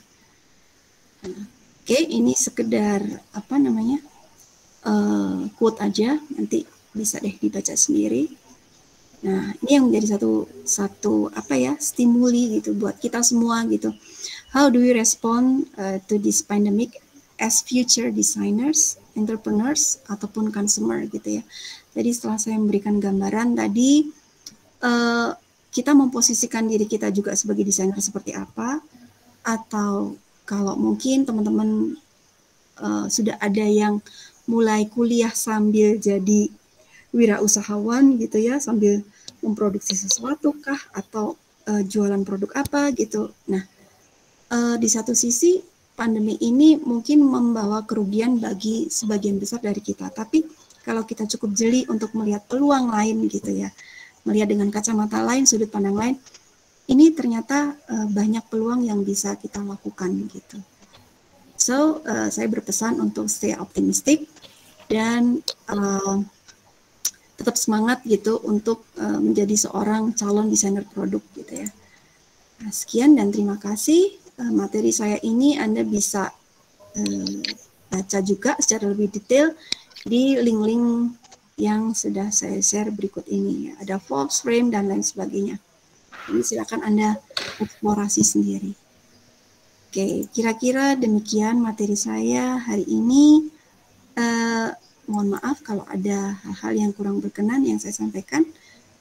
Dan saat ini saya kembalikan lagi ke Bu Risna. Gitu. Oke, terima kasih Bu Agatha paparannya. Asik banget ya teman-teman, lengkap banget. Berapa jam tadi? Dari jam setengah 3, jam 2 ya tadi. Oke, jadi mungkin kalau bisa saya rangkum tadi tuh dari paparannya Bu Agatha, jadi kan pertama berangkat dari pandemi ya. Pandemi itu membuat penggunaan teknologi yang harusnya diprediksi akan digunakan masif di 4 sampai 5 tahun ke depan mengalami percepatan untuk diterapkan gitu ya, atau mengalami akselerasi gitu. Lalu dari pandemi sambil pelan-pelan mulai menata keadaan, muncullah kebutuhan-kebutuhan baru. Perlu di-highlight ya, muncul kebutuhan-kebutuhan baru atau masalah-masalah baru juga mungkin ya. Sehingga ada pergeseran-pergeseran dalam merancang sebuah produk. Nah, contohnya produk masker yang dulu hanya produk kesehatan biasa, lalu hanya dipakai ketika sakit aja gitu misalnya, sekarang jadi elemen fashion yang cukup penting ya, sehingga desain masker sekarang dibuat lebih stylish. Lalu desain atau konsep fashion juga yang biasanya hanya 3 bulanan umurnya sekarang dibuat seasonless gitu ya. Lalu setelah itu pasca pandemi yang diprediksi katanya tahun 2025 gitu. Nah ini dari pasca pandemi ini kita butuh pendekatan dan penyesuaian dalam rancang produk ya, dikarenakan ada pergeseran tren atau kecenderungan dan dikarenakan munculnya kebutuhan-kebutuhan baru tadi ya, seperti tadi ada tren yang sudah disebutkan itu, trennya diprediksi akan mengarah pada produk yang sifatnya higienis atau sehat, seperti tadi penggunaan teknologi pada produk fashion yang misalnya pakai tekstil yang antibakteri gitu. Lalu ada pendekatan biophilic design tadi sudah disebutkan. Lalu style fashion akan arahnya tadi apa ya, business casual, saya lupa tadi istilahnya apa, pokoknya fashion yang zoomable atau Google Meetable gitu ya. Lalu akan semakin muncul juga atau semakin tingginya kesadaran akan keberlanjutan gitu ya. Jadi akan ada tren-tren upcycling dan lain-lain gitu. Lalu secara keseluruhan gitu, kalau dalam ekosistem fashion sendiri juga tentunya mengalami perubahan atau pergeseran. Jadi pertama pola kerja seorang desainer fashion akan berubah gitu ya. Desainer fashion akan lebih menjadi desain yang sprint gitu, pola kerjanya sprint gitu. Lalu pemakaian software pada proses desain yang akan semakin masif, seperti untuk di fashion tadi bisa pakai Flow 3D, Dash 3D, dan SolidWorks. Mungkin kalau yang dari SMK mesin sudah tidak asing ya dengan SolidWorks gitu. Lalu juga pola distribusi dari produk fashion ini juga mengalami perubahan ya, rantai pasoknya semakin pendek gitu. Jadi tadi sampling yang biasanya harus kita buat fisiknya sekarang bisa dengan virtual sampling aja, lalu setelah virtual sampling ada virtual show, lalu desain juga bisa dijual dengan cara digital gitu. Lalu pergeseran di itu ya, proses produksinya. Jadi dari mass manufacturing, lalu trennya akan mengarah ke on demand manufacturing. Jadi dari yang mass produksi akan mengarah ke mass customization gitu. Lalu tadi juga disebut itu ya tadi tentang satu produk itu bisa diproduksi oleh banyak produsen gitu ya. kedepannya akan seperti itu. Nah itu sebenarnya kalau sekarang sudah mulai ya kalau yang seperti itu. Jadi mungkin kalau yang paling kelihatan sih Gojek ya.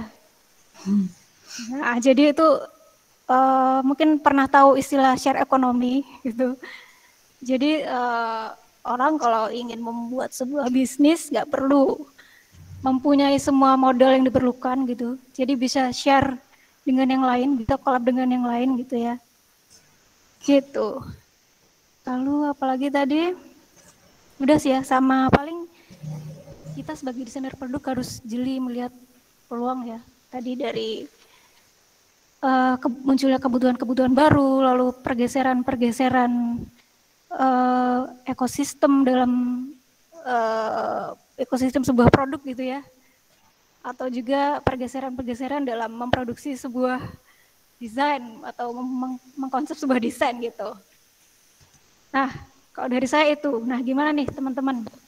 Ada pertanyaan nggak untuk Bu Agatha? 5% loh. Menarik banget materinya, lengkap banget. Dapat tambahan 5% ya Bu buat UAS. 3 pertanyaan terbaik, 3 penanya terbaik akan saya kasih poin Duluan. untuk UAS-nya. Kalau nggak ada yang tanya dikurangin aja 5% semuanya satu kelas. Bisa. Udah lengkap banget loh materinya loh. Aduh.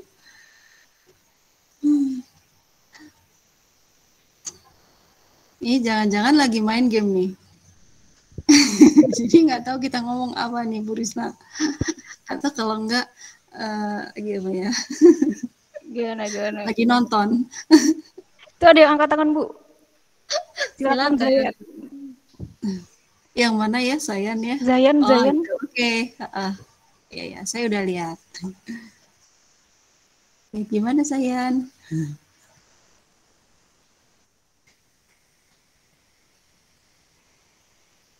Mic-nya kok nggak dengar ya?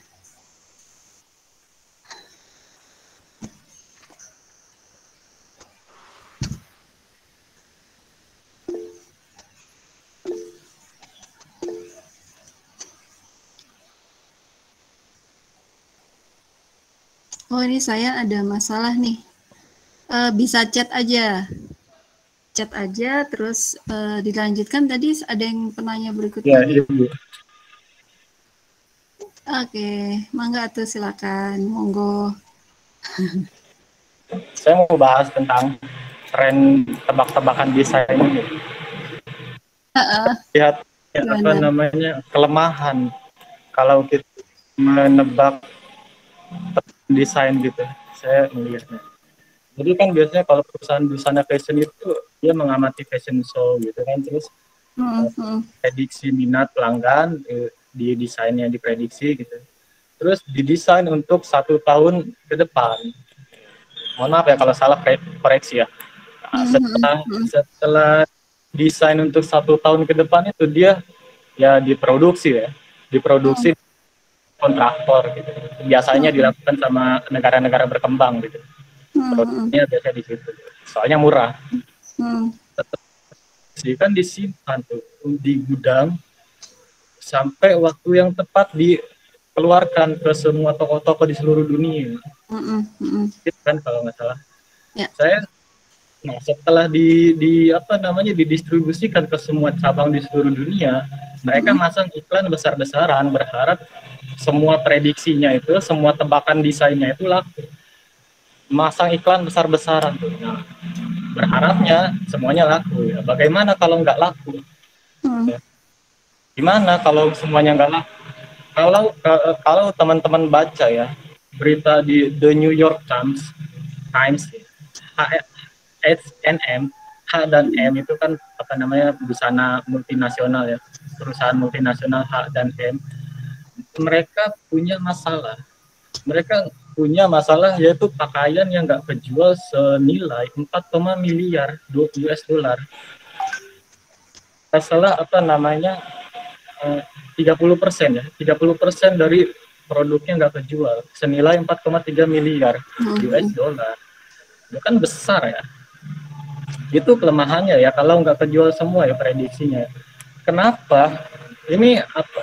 Zara ya, Zara. Mungkin teman-teman tahu Zara itu perusahaan busana juga. Mereka tuh memunculkan inovasi fast fashion. Pernah dengar fast fashion gitu? Nah, Zara itu nggak main tebak-tebakan, ya. Jadi inovasi Zara itu nggak main tebak-tebakan. Zara mengumpulkan umpan balik dari staff, dari pelanggan gitu. Nah, jadi manajer Zara itu bukan cuma ngurusin tentang stok gitu, ngurusin tentang uang, tapi mereka juga mengumpulkan umpan balik. Terus staf Zara juga mengamati produk mana yang dibeli terus dibalikin. Nah, semua itu dilakukan untuk mendapatkan lebih banyak referensi dari sang pelanggan. Setiap hari data-data itu dikirim ke markas Zara di Spanyol. Yang kedua, inovasi dia itu yaitu busana Zara nggak cuma mengikuti tren dunia, tapi juga menyesuaikan dengan referensi pelanggan tadi. Nah, jadi digabungkanlah tren dunia dengan referensi umpan balik dari pelanggan tadi. Hasilnya apa? Hasilnya desain busana fashion yang sesuai dengan tren, tapi memenuhi preferensi pelanggan di lokasi yang berbeda-beda. Ini kalau teman-teman nggak tahu ya, toko Zara itu isi jualannya itu beda-beda. Ya. Kalau di toko di Dubai sama toko di Spanyol itu nggak sama, beda. Karena apa ya? Karena setiap toko itu mengikuti desain balik dari pelanggan-pelanggan, nggak sama ya. Dan yang ketiga, Zara itu memproduksi produknya dalam jumlah kecil, tapi produknya datang produk-produk desain baru setiap 2 minggu sekali. Bayangkan 2 minggu sekali datang lagi ke toko-toko itu. Itu kan itu inovasi fast fashion itu yang menjadikan Zara berkembang pesat. Jadi pendiri Zara itu menjadi salah satu orang terkaya di dunia ya. Itu kan ada keuntungan tuh ya. Semua tokonya laku, semua produknya laku, diproduksi dalam jumlah kecil, terus dana iklan yang besar-besaran itu bisa dialokasikan untuk bikin toko baru, bikin toko-toko baru di tempat-tempat yang ramai. Itu kan untung ya. Nah, kenapa sih kok nggak semua perusahaan desain itu ngikutin fast fashion Zara ini? Padahal bagus ya. Oh gitu. Jadi pertanyaannya di situ ya. Jadi saya coba jawab dulu ya. Ceritanya dongengnya siapa nih, Muhammad atau Ammar atau Ma'ruf panggilannya? Panggilannya siapa? Ammar ya, oke. Jadi dalam dunia fashion itu ada kasta. Cerita dulu. Fashion itu ada kasta. Ada yang disebut sebagai haute couture, mungkin kalau pernah dengar. Ada yang disebut sebagai ready to wear. Intinya 2. Ya. Apa saja produk fashion yang termasuk dengan haute couture itu nanti dibagi-bagi lagi. Ada istilahnya designer collection. Nah, designer collection ini biasanya tidak diproduksi untuk kebutuhan atau konsumsi masyarakat umum atau luas. Contohnya, kalau edisi nasional atau lokal itu busananya desainer Anna Avanti. Itu haute couture. Di mana proses pembuatannya itu harus betul-betul detail. Material yang digunakan harus pakai material-material yang premium. Ya, sehingga proses pembuatan untuk satu piece pakaian itu hanya bisa jadi satu baju, sulit untuk diulang kembali dan memakan waktu sangat panjang. Itu dulu. Ya. Itu haute couture dan itu biasanya ngejualnya sistemnya butik dan hanya by order only. Misalnya ada sepasang pengantin pengen jadi raja dan ratu dalam sehari. Itu aslinya si Ibu Anna. Kemudian yang tadi saya bilang itu designer collection itu biasanya digunakan sebagai penentu tren. Penentu tren, hanya sebagai pameran konsep desain fashion. Nah, bedanya di situ. Ini para desainer, misalnya produk-produk seperti BCBG, Bongshik, Bongjongdre, itu desainernya bikin fashion show gitu ya, itu hanya untuk konsep aja. Oh, untuk musim semi ini cocoknya tampilannya seperti ini. Jadi kayak dijadikan sebagai barometer. Nah, tetapi ya, barometer di seluruh dunia ini sayangnya berbeda-beda karena yaitu di setiap tempat itu ada perbedaan culture sehingga itu mempengaruhi perbedaan selera. Contohnya, kalau Anda pergi ke negara-negara Arab, mereka itu lebih suka bling-bling, sesuatu yang handmade, bling-bling, dan kalau masuk ke rumahnya orang-orang Arab itu semuanya yang serba meriah gitu, warnanya kan warna-warni, terus habis itu banyak didominasi dengan aksesoris yang berwarna emas gitu. Itu kan seperti itu. Nah, karena selera yang berbeda ini, maka setiap desainer yang ada di setiap lokasi itu menerjemahkan dengan kacamata berbeda. Oh, misalnya kota-kota besar di dunia itu ngerilis tren itu seperti ini, gitu kan. Nah, kenapa sih kok kita harus mencoba melihat apa yang terjadi dengan tren di kota-kota besar dunia? Jadi kota-kota besar di dunia itu kayak bikin statement terhadap tren-tren apa yang akan laku di 2 tahun, 1 tahun ke depan. Ya karena mau tidak mau ada kekuatan kapital yang menggerakkan itu semua sehingga mempengaruhi seluruh dunia. Ya itu kenapa kota-kota besar yang jadi rujukan fashion itu apa? Tokyo, terus New York, Fashion Week, ya pokoknya yang kota-kota yang suka ngadain ini loh, Fashion Week, event-event Fashion Week itu seperti itu. Nah, terus Paris Fashion Week, gitu ya, dan lain sebagainya. Ya, nah itu dijadikan sebagai barometer. Nah, setelah dari situ ya, tadi selanjutnya saya kan bilang ada yang namanya ready to wear. Ready to wear itu salah satunya adalah Zara, H&M, Uniqlo, dan lain sebagainya. Sebetulnya kalau di pasaran Eropa mereka itu masuk ke kategori produk fashion yang menengah bawah. Tapi ketika masuk ke Indonesia mereka jadi masuk ke menengah atas karena Anda kalau masuk ke store-nya Uniqlo aja atau Zara itu harganya udah 300-400an ke atas, setengah juta hampiran. Dan itu bisa hanya dikonsumsi oleh masyarakat menengah atas. Kecuali kalau diskon, nah itu saya baru bisa beli gitu. Atau ada produk reject-nya. Nah, kalau udah reject gitu ya, produk-produk seperti L Sport dan lain sebagainya itu mah tinggal 45.000 gitu ya, atau ada catat sedikit gitu aja. Itu aja harganya jatuh. Nah, produk-produk yang ready to wear ini atau mass consumption seperti ini itu sebetulnya ini produk jahat gitu. Jadi mungkin kalau teman-teman pernah tahu ada filmnya, ini difilmkan ya, jadi berkisah tentang slavery atau perbudakan di dunia fashion gitu ya, sampai terjadinya tragedi Rana Plaza. Nanti silakan Anda googling gitu apa yang terjadi di Rana Plaza. Itu kayak semacam pabrik gitu ya di Bangladesh sana yang sekitar tahun 2000 berapa karena kondisinya itu kumuh, tidak pernah diperbaiki, pokoknya mereka terus aja pekerja-pekerjanya itu disuruh untuk memproduksi pakaian gitu ya untuk berbagai brand besar dunia gitu ya. Itu tadi kenapa saya bilang bahwa sebagian besar brand-brand besar itu tidak tahu produk mereka itu yang membuat siapa, materialnya diambil dari mana. Pokoknya mereka ketemu sama yang namanya makelar, bisa nyariin tempat produksi termurah gitu dengan upah paling rendah, yaitu mereka beli gitu.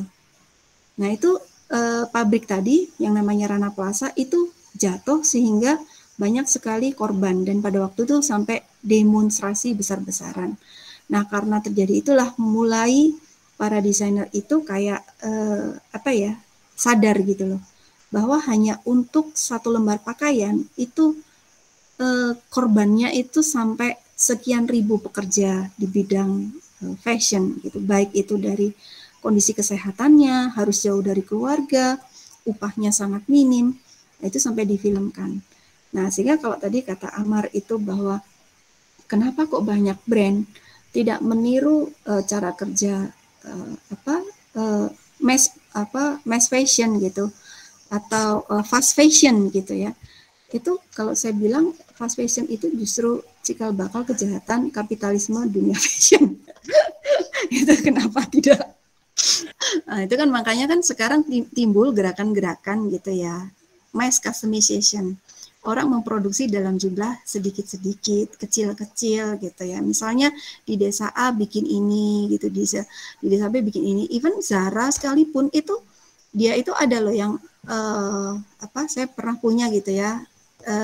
Judulnya Zara Indonesia gitu. Jadi produk yang saya beli pada waktu itu adalah kebaya encim gitu, diproduksinya di Indonesia. Nah, sehingga memang betul tadi kata si Amar bahwa seorang atau pengusaha fashion besar gitu atau brand besar tidak selalu mengikuti atau jadi trend follower dari prediksi-prediksi tren yang dibuat oleh para desainer gitu ya. Ya memang gitu, bahwa setiap tempat itu punya trennya sendiri-sendiri karena dipengaruhi oleh selera yang berbeda-beda gitu. Kalau lu mau barang lu laku gitu ya, misalnya masuk pasar Indonesia, seleranya tuh kayak gini deh. Kalau segmen ini tuh musiknya sukanya ngedengin apa sih? Oh, dangdutan gitu. Kalau dangdutan tuh penyanyi dangdutnya kostumnya tuh kayak gimana sih gitu. Nah, itu sangat mempengaruhi. Jadi kalau ditanya selera tuh apa sih gitu. Ada yang tahu nggak selera tuh apa? Itu sangat susah didefinisikan tuh. Jangan terburu-buru membuat judgement bahwa dangdut itu jelek. Jangan buru-buru membuat satu judgement bahwa musik jazz itu susah untuk dinikmati, susah didengar dan bla bla bla gitu kan. Bahwa semua itu indah bagi penikmatnya gitu, semua itu baik bagi penikmatnya, bagi yang fans gitu kan. Bukan berarti ketika Anda mendesain sebuah produk yang gayanya dangdut banget gitu, itu jelek gitu, enggak. Kalau itu laku gitu, produk yang bagus itu gimana sih? Yang laku gitu. Bagaimana menghasilkan produk yang laku? Anda harus bisa memprediksi 1-2 tahun ke depan kira-kira selera orang itu bergeser kemana. Gitu. Kayak misalnya nih, beda di zaman saya ya. Zaman saya ini adalah generasi yang sangat dicekoki dengan tontonan dari Amerika gitu ya. Sehingga mindset tentang American style itu sangat kuat gitu di generasi saya. Beda dengan saat ini gitu, Korean style gitu. Yang pakai make up soft, terus habis itu simplicity, polos dan lain sebagainya gitu. Beda dengan American style gitu. Terus saya itu saya SD gitu. Terus saya beranjak remaja itu Jepang. Ya, film-film Jepang gitu kan. Nah, beda dengan generasi teman-teman sekalian gitu kan. Nah, dari situ gitu. Itu kenapa sih walaupun kita orang Indonesia ini melihat gitu kondisi market atau selera pasar di sekitaran kita, tapi jangan lupa gitu, kita harus berkaca juga pada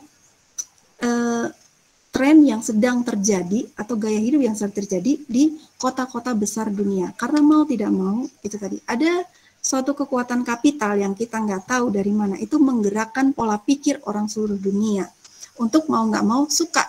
Kan Korea itu kayak, Korean style itu kan sebetulnya by design kan, didesain oleh pemerintahnya, bahkan bisa sampai menginvasi ke Amerika, sampai digandrungi sama orang Amerika, sampai presidennya yang terakhir itu siapa? Aduh, jadi lupaan gini. Yang sebelum yang sekarang tuh, yang pengusaha presiden Amerika yang sebelum ini, itu sampai bencinya setengah mati sama BTS gitu kan. Sampai pada saat Donald Trump, Donald Bebek tuh, itu dia beli semua tiketnya si BTS waktu mau konser di Amerika supaya mau nyoblos waktu pemilu. Nah, dengar nggak kasus itu? Nah kan sampai seperti itu gitu, bahwa selera itu ternyata didesain oleh suatu kekuatan kapital. yang itu menggiring pola pikir kita, selera kita, sehingga berubah dan mengubah semua masyarakat di seluruh dunia. Jadi kembali ke pertanyaannya Amar tadi, kenapa aku nggak niru gitu? Padahal fast fashion itu justru jahat banget gitu. Coba nanti Amar melihat dari berbagai sudut deh. Fast fashion itu in the real life-nya itu seperti apa, gitu ya. Ada lagi? Udah Produk, gitu. produk itu bukannya, mohon maaf ya, koreksi ya kalau salah. Produk desain itu bukannya berdampak jelek ya pada eksklusivitas brand itu ya. Ya kayak Apple yang biasa jual HP mahal, di diskon gitu. Loh kok diskon sih? Yang biasanya jual HP mahal gitu, tiba-tiba diskon, itu kan eksklusivitasnya jadi turun. Ini benar nggak ya? Saya mau tanya. Brand-brand besar itu biasanya membuang, memusnahkan produk-produk yang nggak laku. Itu benar nggak ya? Benar banget. Ya, jadi di dunia Louis Vuitton aja, satu tas misalnya harga 100 juta. Itu demi menjaga prestis dari brand mereka. Itu ada loh, saya pernah baca itu sekian puluh stok itu dibakar. Mereka nggak mau jual di banting-bantingan gitu, harganya nggak mau gitu, tapi dibakar.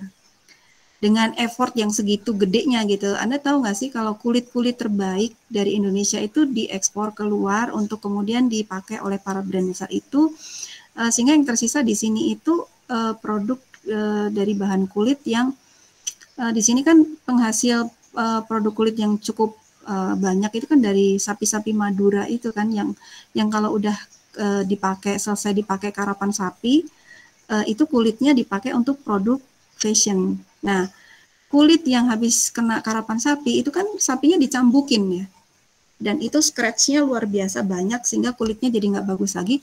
Itu dijual jadi produk-produk fashion yang harganya jadi murah, dan itu yang kita konsumsi. Sementara itu produk-produk yang kulitnya bagus, seperti kalau di Jawa Timur itu daerah Magetan, itu penghasil kulit yang luar biasa, itu bagus-bagus, itu diekspor keluar dan jadilah produk-produk yang berkualitas tinggi, dan kemudian masuk lagi ke Indonesia dijual dengan harga mahal, atau kalau enggak kaum sosialitanya orang Indonesia yang datang ke butik-butik mahal itu, mereka datang ke luar negeri gitu ya, terus beli satu piece harganya 200 juta, dan di kalangan orang-orang yang sosialite itu sebuah produk prestis itu malah dianggap sebagai investasi.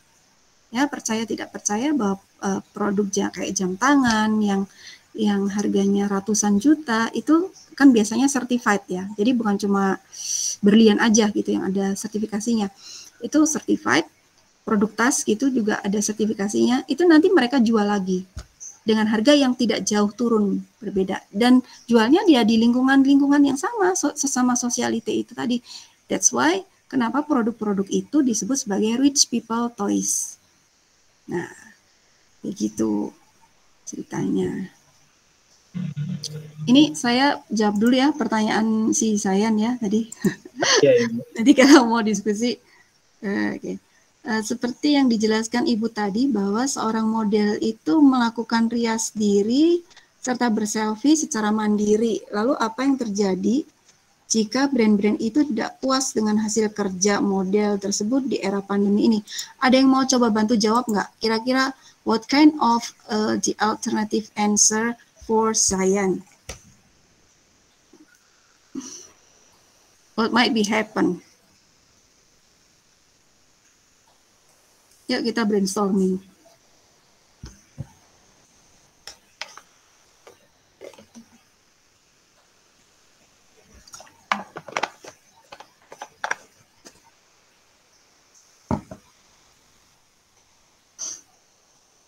Kira-kira gimana tuh?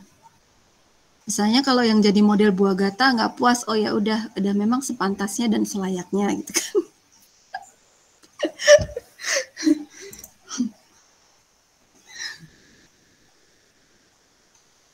Gimana kira-kira?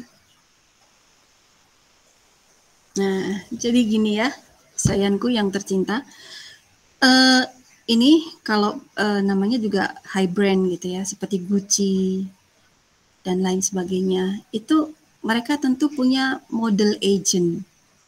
Jadi mereka tuh nggak asal nunjuk gitu, lu jadi model gue dong, nggak gitu. Jadi ada agentnya khusus, ya kayak manajemen artis gitulah, gitu ya. Terus kemudian si agent ini yang offering, ini koleksi terbaru gue loh, umurnya baru sekian, salah ya, gitu. Nah ini portofolionya seperti ini, ya. Nah lalu kalau cocok, ya baru taken kontrak untuk beberapa biasanya untuk satu collection gitu ya, satu musim collection itu untuk produk-produk seperti ini itu diperagakan oleh model ini itu. Nah kalau sudah ngomong agent berarti kerjanya juga profesional gitu ya, sehingga kalau Anda itu offering kepada high brand itu juga kita nggak bisa asal offering gitu. Jangan sampai Anda itu offering kepada orang-orang yang mampu bayar 10 juta sekali jepret untuk dapetin foto, yang kamu offering itu harganya cuma 100 perak gitu, 100 rupiah. Ya lu yang diketawain gitu, lu nggak salah pasar gitu kan. Nggak gitu juga. Jadi kita harus betul-betul pertama mengenal siapa yang kita hadapi, siapa konsumen kita gitu ya. Saya pernah dulu bekerja di satu perusahaan perhiasan gitu ya, dimana yang saya serve itu adalah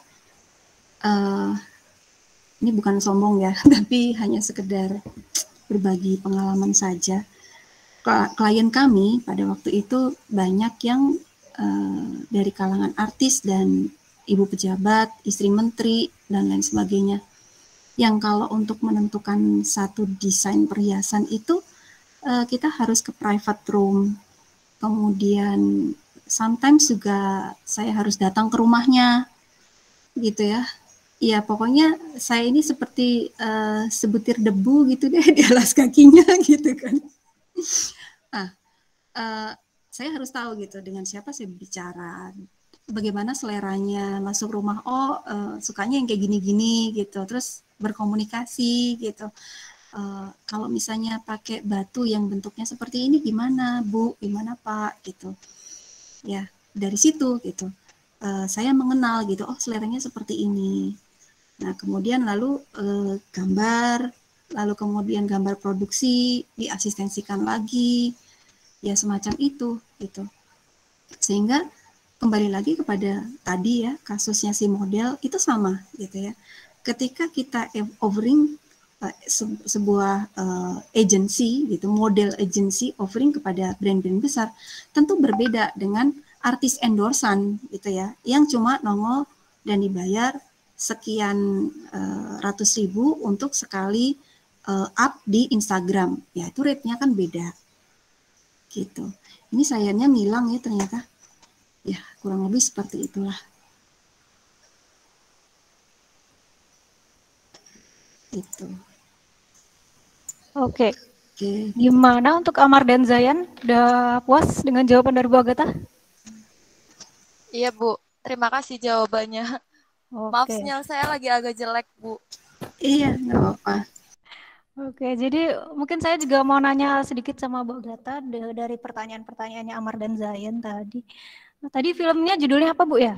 mungkin kalau ntar liburan semester ada yang pengen nonton film yang tentang betapa jahatnya Mas production di dunia fashion.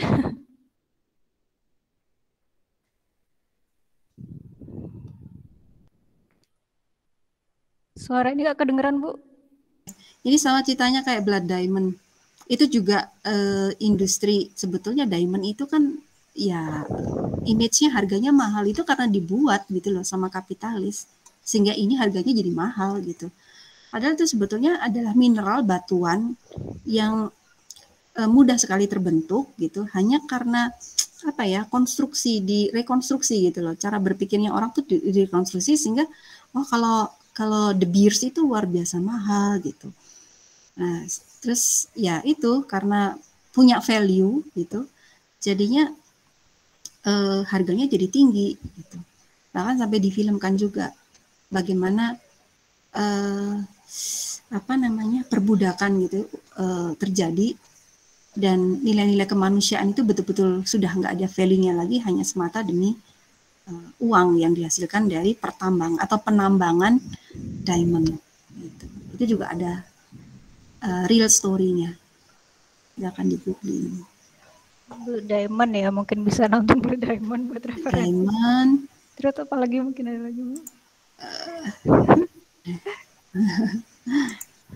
Ini udah belum pertanyaannya atau saya cukupkan aja Bu pertanyaannya. Habis ini saya mau kasih briefing UAS.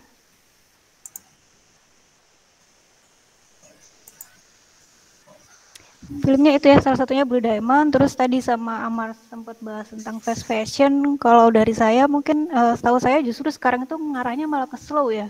Apa-apa slow gitu, slow design, slow cooking, slow eating gitu. Iya. Benar nggak Bu? Ya, itu berlaku di suatu belahan dunia tertentu. Ya, intinya kombinasi antara fast production atau mass production dengan custom production. Sekarang tuh trennya seperti itu. Oke. Gitu. Lalu produk baik tadi yang seperti apa? Produk yang baik itu adalah yang laku ya. Jadi seperti yang sudah saya sampaikan di minggu sebelumnya ya, bedanya kita dengan seniman itu kita mendesain untuk orang lain ya. Terus apalagi tadi soal selera. Selera itu apa? Selera itu susah didefinisikan ya. Bahkan kalau kata Bu Agatha itu bahkan selera itu didesain oleh kekuatan-kekuatan kapitalis gitu ya Bu. Gitu. Terus kalau dari Zayan tadi jadi ada model agent dan si brand fashion itu melihat portofolio yang dipunyai oleh model agent itu ya. Jadi dilihat portofolionya lalu dipilih-pilih dan disesuaikan dengan kebutuhan si brand gitu.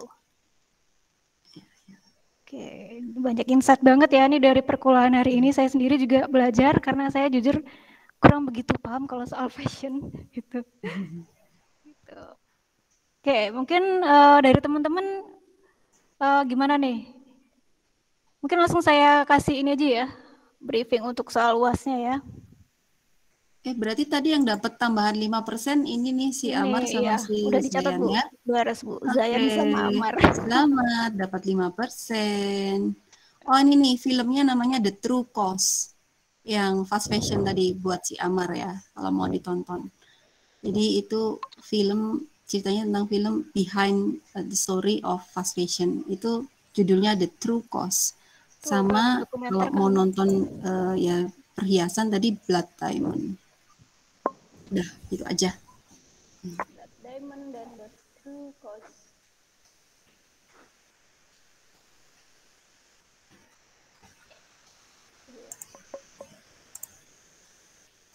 Oke, kalau gitu untuk mempersingkat waktu ya, karena ini udah mau habis waktunya, udah lewat sih sebenarnya. Langsung saya kasih briefing untuk soal UASnya.